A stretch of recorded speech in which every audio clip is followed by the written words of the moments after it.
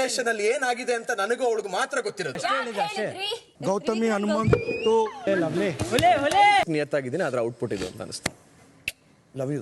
Hi hello ನಮಸ್ಕಾರ. Smart screen YouTube ಚಾನೆಲ್ಗೆ ಸ್ವಾಗತ. ನಾನು ಶ್ವೇತಾ ಕಲಕಣಿ. ಕೃತಜ್ಞತೆ ಮತ್ತು ನಿಯತ್ತು ಮರೆತು ಬೆನ್ನಿಗೆ ಚೂರಿ ಹಾಕಲು ಹೋದ ಚೈತ್ರಾ ಮತ್ತು ಗೌತಮಿಗೆ ಮತ್ತೊಮ್ಮೆ ಮುಖಭಂಗ ಆಗಿದೆ.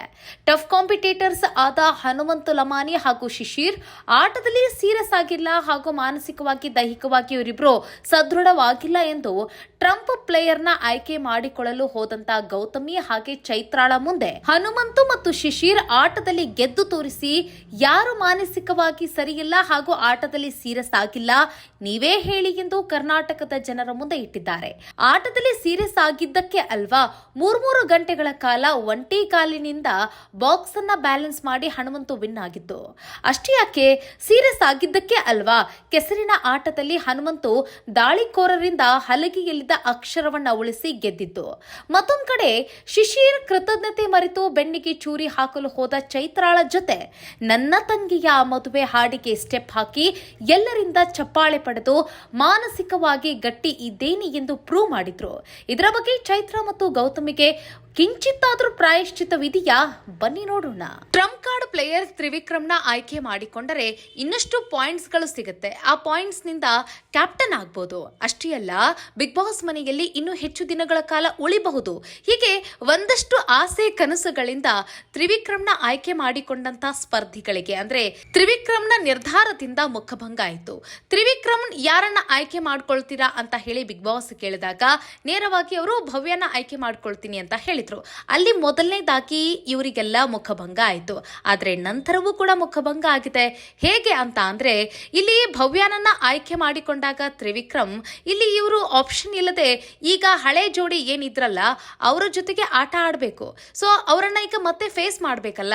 ಹೇಗೆ ಅಂತ ಅಂದ್ರೆ ಇಲ್ಲಿ ಬಿಗ್ ಬಾಸ್ ತ್ರಿವಿಕ್ರಮ್ನ ನೀವು ಯಾಕೆ ಆಯ್ಕೆ ಮಾಡ್ಕೊಳ್ತೀರಿ ಅಂತ ಕೇಳಿದಾಗ ಅಲ್ಲಿ ಇವರು ಕೊಟ್ಟಿರುವಂತ ರೀಸನ್ ಏನಿತ್ತು ಅಂತ ಅಂದ್ರೆ ಇವರು ಮಾನಸಿಕವಾಗಿ ಮತ್ತೆ ಸದೃಢವಾಗಿ ಇವರು ಸರಿಯಾಗಿಲ್ಲ. ಆದ್ರೆ ಈ ತ್ರಿವಿಕ್ರಮ್ ಮಾನಸಿಕವಾಗಿ ಮತ್ತೆ ದೈಹಿಕವಾಗಿ ಸದೃಢರಾಗಿದ್ದಾರೆ. ಅವ್ರ ಜೊತೆ ಆಟ ಆಡಿದ್ರೆ ಗೆಲ್ಲಬಹುದು. ಮತ್ತೆ ಇಲ್ಲಿ ಗೌತಮಿ ಕೊಟ್ಟಿರುವಂತ ರೀಸನ್ ಏನಾಗಿತ್ತು, ಹನುಮಂತು ಆಟದಲ್ಲಿ ಸೀರಿಯಸ್ ಆಗಿ ಇಲ್ಲ, ಅವರು ತಮಗೆ ತಿಳಿದ್ರೆ ಮಾತ್ರ ಆಟ ಆಡ್ತಾರೆ, ನಾನ್ ಹೇಳಿದ್ದನ್ನ ಅವ್ರು ಕೇಳೋದಿಲ್ಲ. ಹೀಗೆ ಈ ರೀತಿಯಾಗಿ ಇವರು ಕಾಮೆಂಟ್ ನ ಏನ್ ಪಾಸ್ ಮಾಡಿದ್ರಲ್ಲ. ಸೊ ಇಲ್ಲಿ ಭವ್ಯಾಳನ್ನ ತ್ರಿವಿಕ್ರಮ್ ಆಯ್ಕೆ ಮಾಡಿಕೊಂಡ ನಂತರ ಇವರು ತಮ್ಮ ಹಳೆಯ ಪಾರ್ಟ್ನರ್ ಜೊತೆಗೆ ಆಟ ಆಡಬೇಕು. ಇಲ್ಲಿ ಶಿಶಿರ್ ಜೊತೆ ಚೈತ್ರ ಮತ್ತೆ ಆಟವನ್ನ ಕಂಟಿನ್ಯೂ ಮಾಡಬೇಕಾಗಿರುವಂತ ಸಂದರ್ಭದಲ್ಲಿ ಶಿಶಿರ್ನ ಫೇಸ್ ಮಾಡಬೇಕಲ್ಲ. ಅಂದ್ರೆ ಅವರು ಒಬ್ಬ ಬಿಗ್ ಬಾಸ್ ಮನೆಯಲ್ಲಿ ಟಫ್ ಕಾಂಪಿಟೇಟರ್ ಅಂತ ಹೇಳಿ ಈಗ ಆಲ್ಮೋಸ್ಟ್ ಗೊತ್ತಾಗಿದೆ. ಅವರು ಕೂಡ ಫೈನಲಿಸ್ಟ್ ಅಲ್ಲಿ ಅವರು ಕೂಡ ಇರ್ತಾರೆ ಅನ್ನೋದು ಕೂಡ ಗೊತ್ತಾಗಿದೆ. ಇದರ ಅರಿವು ಈ ಎಲ್ಲಾ ಪ್ಲೇಯರ್ಸ್ಗೆ ಇದೆ, ಮತ್ತೆ ಚೈತ್ರಗೂ ಕೂಡ ಇದೆ. ಅದರ ಹೊರತಾಗಿಯೂ ಕೂಡ ಚೈತ್ರ ತನಗೆ ಸಿಕ್ಕಿರುವಂತ ಟಫ್ ಕಾಂಪಿಟೇಟರ್ ಶಿಶಿರ್ನ ಬಿಟ್ಟು ತ್ರಿವಿಕ್ರಮ್ನ ನಾನು ಆಯ್ಕೆ ಮಾಡ್ಕೊಳ್ತೀನಿ ಅಂತ ಹೇಳಿದಾಗ ಅದರ ಜೊತೆಗೆ ಇಲ್ಲಿ ಶಿಶಿರ್ ಮುಂದೆ ಇವಳು ಗಳಗಳನೆ ಅತ್ತು ನಾಮಿನೇಷನ್ ಇಂದ ಇವಳು ಸೇವ್ ಆಗಿ ಶಿಶಿರ್ನ ನಾಮಿನೇಟ್ ಮಾಡಿ ಈ ರೀತಿಯಾಗಿ ಒಂದಿಷ್ಟು ರಂಪಾಟವನ್ನ ಮಾಡ್ಕೊಂಡಿದ್ಲು. ಸೊ ಅದನ್ನೆಲ್ಲವನ್ನು ಕೂಡ ನೆನಪಿಸಿ ಟ್ರಿಗರ್ ಮಾಡಿ ಶಿಶಿರ್ ತಮ್ಮ ಆಕ್ರೋಶವನ್ನ ಹೊರಹಾಕಿದ್ರು. ಆದ್ರೆ ಇಲ್ಲಿ ಅದೃಷ್ಟವಶಾತ್ ಗೌತಮಿಗೆ ಹನುಮಂತು ಏನನ್ನು ಕೂಡ ಮಾತಾಡಿಲ್ಲ. ಸುಮ್ಮನೆ ಅವರು ಕೂತ್ಬಿಟ್ರು, ಸುಮ್ಮನೆ ಇದ್ಬಿಟ್ರು. ಅವರು ತಮ್ಮ ಸೈಲೆನ್ಸಿಯ ಮೂಲಕ ಅವರಿಗೆ ತಿರುಗೇಟನ್ನ ಕೊಟ್ರು. ಇಲ್ಲಿ ಶಿಶಿರ್ ಮಾತಾಡಿದ್ದು ತಪ್ಪಂತಲ್ಲ, ಹಾಗೆ ಇಲ್ಲಿ ಹನುಮಂತು ಸುಮ್ಮನೆ ಇದ್ದಿದ್ದು ತಪ್ಪಂತಲ್ಲ. ಅವರವರ ವ್ಯಕ್ತಿತ್ವದ ಅನುಸಾರವಾಗಿ ಅವರು ತಮ್ಮ ರಿಯಾಕ್ಷನ್ ಅನ್ನ ತೋರ್ಪಡಿಸಿದ್ದಾರೆ. ಇಲ್ಲಿ ಗೌತಮಿಗೆ ಇಲ್ಲಿ ಸೈಲೆಂಟ್ ಆಗಿರುವಂತ ಹನುಮಂತನನ್ನು ಕೂಡ ಫೇಸ್ ಮಾಡಕ್ಕಾಗ್ತಿಲ್ಲ. ಯಾಕಂದ್ರೆ ಏನಾದ್ರೂ ಮಾತಾಡಿ ಏನಾದ್ರೂ ಜಗಳ ಮಾಡ್ಕೊಂಡು ತಮ್ಮ ಮನಸ್ಸಿನಲ್ಲಿರುವಂತ ವಿಚಾರವನ್ನ ಹೊರಗಾಕ್ಬಿಟ್ರೆ ಫೇಸ್ ಮಾಡಬಹುದು, ತಾವು ಕೂಡ ಮಾತನಾಡಿ ಕ್ಲಾರಿಫಿಕೇಶನ್ ಕೊಡಬಹುದು. ಆದ್ರೆ ಹನುಮಂತು ಇಲ್ಲಿ ಸೈಲೆಂಟ್ ಆಗ್ಬಿಟ್ಟಿದ್ದಾರೆ. ಸೊ ಹಂಗಾಗಿ ಗೌತಮಿಗೆ ಹೆಂಗ್ ಫೇಸ್ ಮಾಡೋದು ಅನ್ನೋದು ಇಲ್ಲಿ ಸ್ವಲ್ಪ ಮುಜುಗರ ಆಗ್ತಾ ಇದೆ. ಮತ್ತೊಂದು ಕಡೆ ಚೈತ್ರಾಳಿಗೆ ಹಿಗ್ಗಾಮುಗ್ಗ ತರಾಟೆ ತೆಗೆದುಕೊಂಡು ಮತ್ತೆ ಹೆಂಗಂದ್ರೆ ಹಂಗೆ ಅವಳಿಗೆ ಜಾಡಿಸಿ ಶಿಶಿರ್ ತಮ್ಮ ಆಕ್ರೋಶವನ್ನ ಹೊರಹಾಕ್ತಾ ಇದ್ದಾರಲ್ಲ. ಇದರ ಮಧ್ಯೆ ಚೈತ್ರಾಳ ಜೊತೆ ನಾನು ಆಟ ಆಡೋದಿಲ್ಲ, ನಾನು ಹೊರಗೆ ಹೋಗ್ತೀನಿ, ನನಗೆ ಬೇಡ ಈ ಆಟ ಅಂತ ಹೇಳಿ ಅವರು ನಿರ್ಧಾರವನ್ನು ಕೂಡ ಮಾಡ್ತಾ ಇದ್ರು. ಮತ್ತೆ ಇನ್ನು ಮುಂದೆ ನಾನು ಅವಳ ಜೊತೆ ಆಟವನ್ನ ಕಂಟಿನ್ಯೂ ಮಾಡೋದಿಲ್ಲ ಅಂತನೂ ಕೂಡ ಅವ್ರು ಹೇಳ್ತಾ ಇದ್ರು. ಸೊ ಈ ಸಂದರ್ಭದಲ್ಲಿ ಚೈತ್ರಾಗೆ ಏನು ಮಾಡಬೇಕು, ನಾನು ಏನೋ ಮಾಡಲು ಹೋಗಿ ಇನ್ನೇನೋ ಮಾಡ್ಕೊಂಡೆ ಅಂತ ಹೇಳಿ ಅವ್ರಿಗೆ ಅನ್ಸ್ಲಿಕ್ಕೆ ಶುರುವಾಯಿತು. ಫೈನಲಿ ಶಿಶಿರ್ ನಾನು ಮಾನಸಿಕ ಮಾನಸಿಕವಾಗಿ ಸದೃಢನಾಗಿದ್ದೇನೆ ಅನ್ನೋದನ್ನ ಪ್ರೂವ್ ಮಾಡಬೇಕಾಗಿತ್ತು. ಮತ್ತೆ ಶಿಶಿರ್ನ ಸ್ನೇಹಿತರು ಕೂಡ ಒಂದಷ್ಟು ಸಲಹೆಯನ್ನ ಕೊಡ್ತಾರೆ. ನೀವು ಆಟ ಆಡ್ಲಿಕ್ಕೆ ಬಂದಿದ್ದೀರಾ, ಆಟ ಆಡಿ, ಇಲ್ಲ ಸಲ್ಲದಕ್ಕೆಲ್ಲ ನೀವು ತಲೆ ಕೆಡಿಸ್ಕೊಳ್ಬೇಡಿ ಅಂತ ಹೇಳಿ ಅವ್ರಿಗೆ ಮತ್ತಷ್ಟು ಮೋಟಿವೇಟ್ ಮಾಡಿ ಅವರನ್ನ ಮತ್ತೆ ಆಟ ಆಡಲಿಕ್ಕೆ ಅವ್ರಿಗೆ ಮೋಟಿವೇಟ್ ಮಾಡ್ತಾರೆ.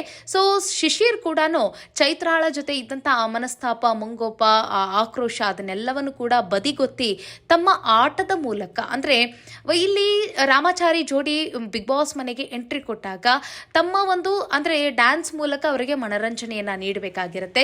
ಆ ಸಂದರ್ಭದಲ್ಲಿ ಶಿಶಿರ್ ತಮ್ಮ ಜೋಡಿಯ ಜೊತೆಗೆ ಇಲ್ಲಿ ಡ್ಯಾನ್ಸ್ ಅನ್ನ ಮಾಡಿ ಮನರಂಜನೆಯನ್ನ ನೀಡಬೇಕು ಮತ್ತೆ ಆಟದಲ್ಲಿ ಗೆಲ್ಲಬೇಕು. ಈ ಸಂದರ್ಭದಲ್ಲಿ ಎಲ್ರಿಗೂ ಕ್ಯೂರಿಯಾಸಿಟಿ ಏನಂತ ಇತ್ತು ಅಂತಂದ್ರೆ, ಅಷ್ಟೊಂದು ಜಗಳ ಆಡಿದ್ದಾರೆ, ಅಷ್ಟೆಲ್ಲ ಬೈದಿದ್ದಾರೆ, ಚೈತ್ರಾಳ ಜೊತೆ ಹೇಗೆ ಇವರು ಡ್ಯಾನ್ಸ್ ಮಾಡ್ತಾರೆ, ಹೇಗೆ ಆಟ ಆಡ್ತಾರೆ ಅಂತ ಹೇಳಿ ಒಂದಷ್ಟು ಜನರಿಗೆ ಪ್ರಶ್ನೆ ಅಂತೂ ಉಳಿದಿತ್ತು. ಯಾಕೆ ಅಂತಂದ್ರೆ ಶಿಶಿರ್ ನಿಮಗೆ ಗೊತ್ತು, ಅವರು ತುಂಬಾ ಚೆನ್ನಾಗಿ ಡ್ಯಾನ್ಸ್ ಮಾಡ್ತಾರೆ. ಬಿಗ್ ಬಾಸ್ ಮನೆಯಲ್ಲಿ ಉತ್ತಮವಾಗಿ ಡ್ಯಾನ್ಸ್ ಮಾಡ್ತಾ ಇರುವಂತ ಸ್ಪರ್ಧಿ ಯಾರು ಅಂತ ಕೇಳಿದ್ರೆ ಥಟ್ ಅಂತ ನೆನಪಾಗುವುದೇ ಇಲ್ಲಿ ಶಿಶಿರ್ ಒಬ್ಬ ಒಳ್ಳೆಯ ಡ್ಯಾನ್ಸರ್ ಆಗಿದ್ದು, ಇಲ್ಲಿ ಚೈತ್ರಾಳಿಗೆ ಅಷ್ಟಾಗಿ ಡ್ಯಾನ್ಸ್ ಅಂತೂ ಬರುವುದೇ ಇಲ್ಲ, ಗಂಧಗಾಳಿ ಏನು ಗೊತ್ತಿಲ್ಲ ಅವಳಿಗೆ ಡ್ಯಾನ್ಸ್ ಬಗ್ಗೆ. ಆದ್ರೂ ಕೂಡ ಅವಳ ಜೊತೆಗೆ ತಂಗಿ ಸಾಂಗ್ಗೆ ಅವರು ಡ್ಯಾನ್ಸ್ ಮಾಡಿರೋದಿತ್ತಲ್ಲ, ಆ ಎಮೋಷನಲ್ ಮೂಮೆಂಟ್ನ ಅವರು ಕ್ರಿಯೇಟ್ ಮಾಡಿದ್ದಿತ್ತಲ್ಲ, ಸೊ ಆ ವಿಚಾರದ ಮೂಲಕ ಇಲ್ಲಿ ಚೈತ್ರಾಳಿಗೆ ನಾನು ಮಾನಸಿಕವಾಗಿ ಎಷ್ಟು ಸದೃಢನಾಗಿದ್ದೇನೆ ಅನ್ನೋದನ್ನ ತೋರ್ಪಡಿಸಿದ್ದಾರೆ.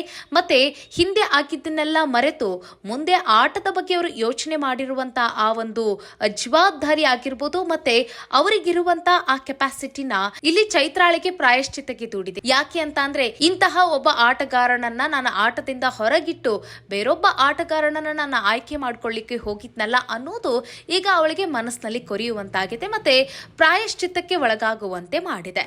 ಮತ್ತೊಂದ್ ಕಡೆ ಇಲ್ಲಿ ಗೌತಮಿ ವಿಚಾರಕ್ಕೆ ಅಂತ ನಾವು ಬಂದ್ರೆ, ಇಲ್ಲಿ ಸೀರಿಯಸ್ ಆಗಿ ಆಟದಲ್ಲಿ ಆಡೋದಿಲ್ಲ ಅಂತ ಹೇಳಿ ಏನು ಗೌತಮಿ ಹನುಮಂತನ ಬಗ್ಗೆ ಟೀಕೆನ ಮಾಡಿದ್ರು, ಮತ್ತೆ ಬಿಗ್ ಬಾಸ್ ಮುಂದೆ ಏನ್ ಹೇಳ್ಕೊಂಡಿದ್ರಲ್ಲ ಆ ವಿಚಾರವಾಗಿ ನಾವು ನೋಡಿದ್ರೆ, ಒಂದು ಬಾಕ್ಸ್ ನ ಬ್ಯಾಲೆನ್ಸ್ ಮಾಡುವ ಒಂದು ಆಟ ಇರುತ್ತೆ ಬಿಗ್ ಬಾಸ್ ಮನೆಯಲ್ಲಿ. ಆ ಸಂದರ್ಭದಲ್ಲಿ ಎಲ್ಲರೂ ಕೂಡ 1 ಅವರ್ ಮತ್ತೆ 1.5 ಅಥವಾ ಸ್ವಲ್ಪ ಹೊತ್ತಿಗೆಲ್ಲ ಅವರು ಬ್ಯಾಲೆನ್ಸ್ ಮಾಡೋಕ್ಕಾಗಿಲ್ಲ, ಎಲ್ಲರೂ ಕೂಡ ಕೈ ಬಿಟ್ಟಿದ್ದಾರೆ ಮತ್ತೆ ಎಲ್ಲರೂ ಕೂಡ ಔಟ್ ಆದ್ರು. ಆದ್ರೆ ಇಲ್ಲಿ ಗೌತಮಿ ಮತ್ತೆ ಹನುಮಂತು ಆಟ ನೋಡಿ ತುಂಬಾ ರೋಚಕವಾಗಿತ್ತು.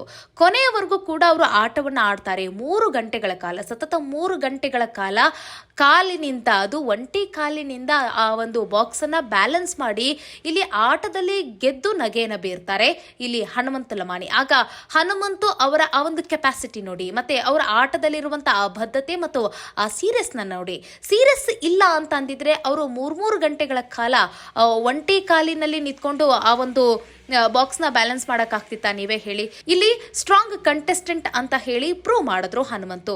ಮತ್ತೊಂದು ಕಡೆ ಕೆಸರಿನ ಆಟದಲ್ಲೂ ಸಹಿತ ಅಷ್ಟೇ, ಕೆಸರಿನ ಆಟದಲ್ಲಿ ಹಲಗೆ ಮೇಲಿರುವಂತ ಅಕ್ಷರಗಳನ್ನ ದಾಳಿಕೋರರು ಬಂದು ಅದನ್ನ ಅಳಿಸ್ತಾರೆ ಮತ್ತೆ ಅದನ್ನ ಹಾಳು ಮಾಡ್ತಾರೆ. ಆ ಸಂದರ್ಭದಲ್ಲಿ ನೋಡಿ, ದೈಹಿಕವಾಗಿ ನೋಡ್ಲಿಕ್ಕೆ ಹನುಮಂತ ಅಷ್ಟು ಶಕ್ತಿಯುತವಾಗಿಲ್ಲ, ತಳ್ಳಿಗಿದ್ದಾರೆ, ಕುಳ್ಳಕ್ಕಿದ್ದಾರೆ, ಇವ್ರು ಹೆಂಗೆ ಅವ್ರನ್ನೆಲ್ಲ ಫೇಸ್ ಮಾಡ್ತಾರೆ ಅನ್ನೋದು ಕೂಡ ಒಂದು ಪ್ರಶ್ನೆ ಇರುತ್ತೆ. ಆದ್ರೆ ಹಳ್ಳಿ ಹುಡುಗ ಗಟ್ಟುಮುಟ್ಟಾಗಿರುವಂತ ಹನುಮಂತು ಅವ್ರನ್ನೆಲ್ಲ ಫೇಸ್ ಮಾಡಿ ಅವ್ರನ್ನೆಲ್ಲ ದೂರ ತಳ್ಳಿ ಆ ಅಕ್ಷರಗಳನ್ನ ಉಳಿಸ್ತಾರೆ ಮತ್ತೆ ಹಲಿಗೆ ಮೇಲಿರುವಂತಹ ಅಕ್ಷರಗಳಿಗೆ ಯಾವುದೇ ರೀತಿಯಾದಂತಹ ಹಾನಿ ಆಗ್ಲಿಕ್ಕೆ ಬಿಡೋದಿಲ್ಲ. ನೋಡಿ, ಆ ಎದುರಾಳಿಗಳನ್ನ ಮತ್ತೆ ಆ ದಾಳಿಕೋರರನ್ನ ಅವರು ಎದುರಿಸಿರುವಂತ ರೀತಿ ನೋಡಿ ಹೇಗಿತ್ತು. ಅಲ್ಲಿ ಕೂಡ ಹನುಮಂತು ಮತ್ತೆ ಗೌತಮಿನೇ ವಿನ್ ಆಗೋದು. ಇಲ್ಲಿ ಅರ್ಥ ಮಾಡ್ಕೊಳ್ಳಿ, ಈ ಗೌತಮಿ ಯಾಕೆ ಹನುಮಂತನ ಬಗ್ಗೆ ಹೀಗೆ ಮಾತಾಡಿದ್ಲು ಅನ್ನೋದು ಗೊತ್ತಾಗ್ತಾ ಇಲ್ಲ. ಇವರು ಅವ್ರ ಮುಂದೆ ಇದ್ದಾಗ ನೀವೇ ಬೆಸ್ಟ್, ನೀವು ಹಂಗೆ, ನೀವು ಹಿಂಗೆ, ನೀವು ಅಷ್ಟು ಪ್ರಾಮಾಣಿಕ, ಅಷ್ಟು ನಿಷ್ಠಾವಂತ ಅಂತ ಹೇಳ್ತಾರೆ.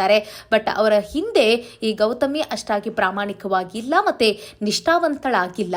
ಸುಮ್ಮನೆ ಪಾಸಿಟಿವ್ ಅಂತ ಹೇಳ್ಕೊಂಡು ಹೋಗ್ತಾರೆ ಇವರು. ಬಟ್ ಆ ಪಾಸಿಟಿವಿಟಿ ಇವರ ಆಟದಲ್ಲಿ ಮತ್ತೆ ಇವರಲ್ಲಿ ಇಲ್ಲ ಅನ್ನೋದನ್ನ ತಾವಾಗಿಯೇ ತೋರ್ಪಡಿಸ್ತಾ ಇದ್ದಾರೆ. ಈಗ ಅರ್ಥ ಮಾಡ್ಕೊಳ್ಬೇಕು ಗೌತಮಿ, ನನಗೆ ಸಿಕ್ಕಿರೋದು ಒಬ್ಬ ಗುಡ್ ಮತ್ತೆ ಟಫ್ ಕಾಂಪಿಟೇಟರ್, ನಾನು ಅವರನ್ನ ಸರಿಯಾಗಿ ಅರ್ಥ ಮಾಡ್ಕೊಂಡಿಲ್ಲ ಅಂತ ಹೇಳಿ ಅವ್ರ ಅರ್ಥ ಮಾಡ್ಕೋಬೇಕು. ಬಟ್ ಇಲ್ಲಿ ಚೈತ್ರಾಳಿಗೆ ಪ್ರಾಯಶ್ಚಿತ್ತ ಆಗಿದೆ ಅಂತ ಕಾಣಿಸ್ತಾ ಇದೆ. ಆದ್ರೆ ಇದೇ ಪ್ರಾಯಶ್ಚಿತ್ತ ಗೌತಮಿಗೆ ಆಗಿದೆ ಅಂತ ಹೇಳಿ ಎಳ್ಕಾಳ್ನಷ್ಟು ಅನಿಸ್ತಾ ಇಲ್ಲ. ಯಾಕಂತಂದ್ರೆ ಸಾರಿ ಕೇಳಿದ್ದನ್ನು ನಾವು ನೋಡ್ಲಿಲ್ಲ ಬಿಗ್ ಬಾಸ್ ಸಂಚಿಕೆಯಲ್ಲಿ, ಮತ್ತೆ ಅವರ ಮುಖದಲ್ಲೂ ಕೂಡ ಆ ಒಂದು ಎಕ್ಸ್ಪ್ರೆಷನ್ ಅಂತೂ ಇರಲಿಲ್ಲ. ನಾನು ಮಾಡಿದ್ದೆ ಸರಿ ಅನ್ನೋ ಒಂದು ಅಹಂಕಾರ ಅಂತೂ ಇದ್ದೇ ಇತ್ತು. ಸೊ ಇದ್ರ ಬಗ್ಗೆ ನಿಮ್ಮ ರಿಯಾಕ್ಷನ್ ಏನು ಅನ್ನೋದ್ರ ಬಗ್ಗೆ ಕಾಮೆಂಟ್ ಮಾಡಿ. ಏನೇ ಆಗ್ಲಿ, ಹಳ್ಳಿ ಹುಡುಗ ಮತ್ತೆ ಮುಗ್ಧ ಪೆಗ್ದ ಅಂತ ಹೇಳಿ ಆತನ ಬಗ್ಗೆ ಇಲ್ಲಿ ಇಲ್ಲ ಸಲ್ಲದ ಮಾತನಾಡುವಂತಿಲ್ಲ, ಮತ್ತೆ ಆತನ ಆಟದ ಬಗ್ಗೆ ಹೀನವಾಗಿ ಹೇಳುವಂಥದ್ದು ಇಲ್ಲ. ಯಾಕೆ ಅಂತ ಅಂದ್ರೆ ಅವರು ಬಿಗ್ ಬಾಸ್ ಮನೆಗೆ ಕಾಲಿಟ್ಟಾಗಿನಿಂದಲೂ ಕೂಡ ತಮ್ಮ ಕೆಪಾಸಿಟಿಗಿನ್ನು ತಮ್ಮ ಆಟ ಎಂಥದ್ದು ಅನ್ನೋದನ್ನ ಅವರು ಪ್ರತಿ ದಿನವೂ ಕೂಡ ಅವರು ಪ್ರೂವ್ ಮಾಡ್ತಾನೆ ಇದ್ದಾರೆ. ಇದರ ಬಗ್ಗೆ ಗೌತಮಿಗೆ ಅರ್ಥ ಆಗಿಲ್ಲ ಅಂತ ಅಂದ್ರೆ ಇಲ್ಲಿ ಗೌತಮೇ ವೀಕ್ ಆಗಿದ್ದಾರೆ ಅಂತ ಅರ್ಥ. ಅದರ ಬದಲಾಗಿ ಇವರು ಹನುಮಂತನನ್ನ ಸೀರಿಯಸ್ ಆಗಿಲ್ಲ, ವೀಕ್ ಕಂಟೆಸ್ಟೆಂಟ್ ಅಂತ ಹೇಳೋದು ಎಷ್ಟರ ಮಟ್ಟಿಗೆ ಸರಿ? ಇದರ ಬಗ್ಗೆ ನಿಮ್ಗೆ ಏನ್ ಅನಿಸ್ತು ಅನ್ನೋದನ್ನ ಕಾಮೆಂಟ್ ಮಾಡಿ. ಮತ್ತೊಂದು ಕಡೆ ಇಲ್ಲಿ ಮಂಜಣ್ಣನ ವಿಚಾರಕ್ಕೆ ಹೋಗೋಣ. ಮಂಜಣ್ಣ ಭವ್ಯ ಈಗ ಕೈ ಕೊಟ್ಟು ತ್ರಿವಿಕ್ರಮ್ನ ಕೈ ಹಿಡಿದಿರೋ ಕಾರಣಕ್ಕಾಗಿ ಮಂಜಣ್ಣನಿಗೆ ಸಹಜವಾಗಿ ಆಕ್ರೋಶ ಅಂತೂ ಇದ್ದೇ ಇದೆ. ಯಾಕೆಂತಂದ್ರೆ ಅವರು ಈಗ ಆಟದಲ್ಲಿ ಇಲ್ಲ, ಆಟದಿಂದ ಹೊರ ಹೋಗಿದ್ದಾರೆ, ಒಂಟಿಯಾಗಿದ್ದಾರೆ. ಈ ಸಂದರ್ಭದಲ್ಲಿ ಮಂಜಣ್ಣ ಐಶು ಮತ್ತೆ ಧರ್ಮನನ್ನ ಹೊಗಳ್ತಾರೆ, ಲವ್ ಯು ಗೈಸ್ ಅಂತ ಹೇಳಿ ಅವರಿಗೆ ಹೊಗಳ್ತಾರೆ ಮತ್ತೆ ವಿಶ್ ಮಾಡ್ತಾರೆ. ಈ ಸಂದರ್ಭದಲ್ಲಿ ನಾನು ಅನ್ನದ ಮೇಲೆ ಕೈ ಇಟ್ಟು ಹೇಳ್ತೀನಿ, ನಿಮಗೆ ಎಂದೆಂದಿಗೂ ಕೂಡ ಅನ್ನ ಸಿಕ್ಕೇ ಸಿಗುತ್ತೆ ಅಂತ ಹೇಳ್ತಾರೆ. ಆಗ ಗೌತಮಿಯ ದರ್ಪ ನೋಡ್ಬೇಕು ನೀವು. ಇಲ್ಲಿ 4 ಜನನು ಕೂಡ ತ್ರಿವಿಕ್ರಮ್ನ ಆಯ್ಕೆ ಮಾಡ್ಕೊಂಡಿದ್ದು, ನೀವು ಯಾರಿಗೆ ಹೇಳ್ತಾ ಇದ್ದೀರಾ ಅನ್ನೋದನ್ನ ನೀವು ಕರೆಕ್ಟ್ ಆಗಿ ಹೇಳಿ, ಕ್ಲಿಯರ್ ಆಗಿ ಹೇಳಿ ಅಂತ ಹೇಳಿ ಅವರು ಉದ್ದಕ್ಕೆ ಜಗಳಕ್ಕೆ ಹೋಗ್ತಾರೆ. ಅಲ್ಲಿ ಹನುಮಂತು ಕೂತಿರ್ತಾರೆ. ಸೊ ಹನುಮಂತಿಗೆ ಯಾವ ರೀತಿ ನೋವಾಗ್ಬೇಡ ಹೇಳಿ, ಅಂದ್ರೆ ಇವ್ರಿಗೆ ಇನ್ನಾದ್ರೂ ಕೂಡ ಪ್ರಾಯಶ್ಚಿತ ಇಲ್ವಲ್ಲ ಅಂತ ಹೇಳಿ ಅವ್ರಿಗೆ ಅನ್ಸೋದಿಲ್ವಾ? ಸೊ ಇಲ್ಲಿ ಐಶು ತೆಗೆದುಕೊಂಡ ನಿರ್ಧಾರ ಸರಿಯಾಗಿದೆ, ಮತ್ತೆ ಇಲ್ಲಿ ಮೋಕ್ಷಿತಾ ತೆಗೆದುಕೊಂಡ ನಿರ್ಧಾರವೂ ಕೂಡ ಸರಿಯಾಗಿದೆ.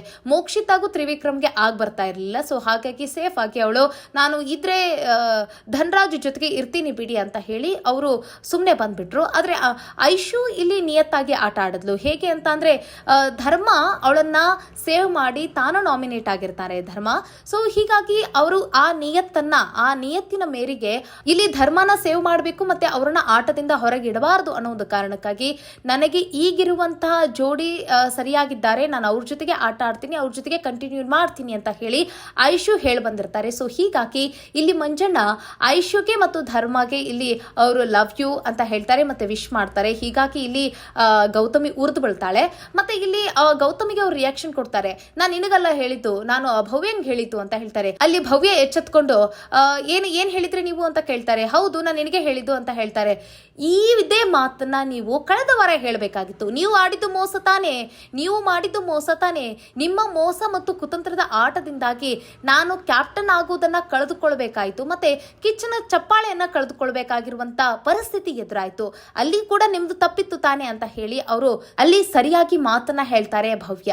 ಒಟ್ಟಿನಲ್ಲಿ ಇದಿಷ್ಟು ಬಿಗ್ ಬಾಸ್ ಮನೆಯ ಕತೆ ಆಗಿತ್ತು ಅಂತ ಹೇಳ್ತಾ, ಇದರ ಬಗ್ಗೆ ಇಲ್ಲಿ ಶಿಶಿರ್ ಮತ್ತು ಹನುಮಂತನ ಬಗ್ಗೆ ನಿಮಗೇನ್ ಅನಿಸ್ತು, ಮತ್ತೆ ಇಲ್ಲಿ ಚೈತ್ರಾ ಮತ್ತೆ ಗೌತಮಿಯ ಬಗ್ಗೆ ನಿಮಗೇನ್ ಅನಿಸ್ತು ಅನ್ನೋದ್ರ ಬಗ್ಗೆ ಕಾಮೆಂಟ್ ಮಾಡೋದನ್ನ ಮರಿಬೇಡಿ. ಮುಂದಿನ ವಿಡಿಯೋದಲ್ಲಿ ಸಿಗೋಣ. ನಮಸ್ಕಾರ.